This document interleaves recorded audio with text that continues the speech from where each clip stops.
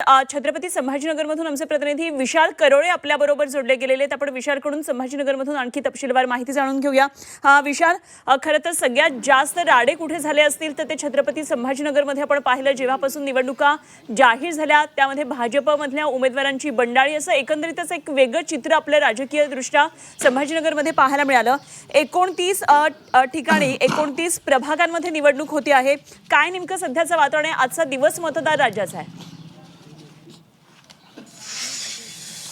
अनुपमा, अगदी खरं आहे। जसं तुम्ही म्हणाले की सगळ्यात जास्त राडे हे छत्रपती संभाजीनगरने पाहिले। अगदी काल रात्री 11 वाजता सुद्धा नारेगाव भागामध्ये एमआयएम आणि काँग्रेसचे कार्यकर्ते भिडले आणि जवळपास 7 ते 8 जण जखमी झाले। अगदी एकमेकांची डोकी फोडण्यापर्यंत हा सगळा राडा गेला होता। ठीक आहे, तुर्तास पोलिसांनी त्या सगळ्या प्रकरणावर आता शांती मिळवली आहे। तिथे लॉंग मार्च सुद्धा काढण्यात आलाय आणि परिसरात शांतता आहे। मात्र संभाजीनगरची निवडणूक गाजली ती राड्याने। मग सुरुवातीला राडे झाले शिवसेनेत, त्याच्यानंतर झाले भाजपामध्ये आणि त्यानंतर एमआयएमच्या राड्याने या सगळ्यांचा अंत झाला असं म्हणू शकतो।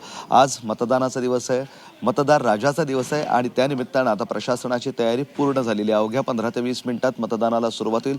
संभाजीनगरमध्ये जवळपास 12 लाख नागरिक आपला मतदानाचा हक्क बजावणार आहे। त्याच्यासाठी 1255 मतदान केंद्र सुद्धा उभारण्यात आलेले आहे। 4000वर कर्मचारी तैनात करण्यात आलेले आहेत। तर जवळपास 5000चा पोलीस फौजफाटा तैनात करण्यात आला आहे। सुरुवातीला संभाजीनगरमध्ये फक्त 68 संवेदनशील केंद्र होते, मात्र गेल्या 3-4 दिवसात जे राडे झाले त्यानंतर या संवेदनशील केंद्राची संख्या सुद्धा आता 100च्या वर गेलेली आहे। आणि महत्त्वाचं म्हणजे संभाजीनगरमध्ये जवळपास 500 ठिकाणी वेब कास्टिंगची सोय करण्यात आलेली आहे। याच्या माध्यमातून एका कंट्रोल सेंटरमध्ये मतदान प्रक्रियेवर लक्ष ठेवण्यात येणार आहे। त्यामुळे प्रशासनिक तयारी पूर्ण झालेली आहे।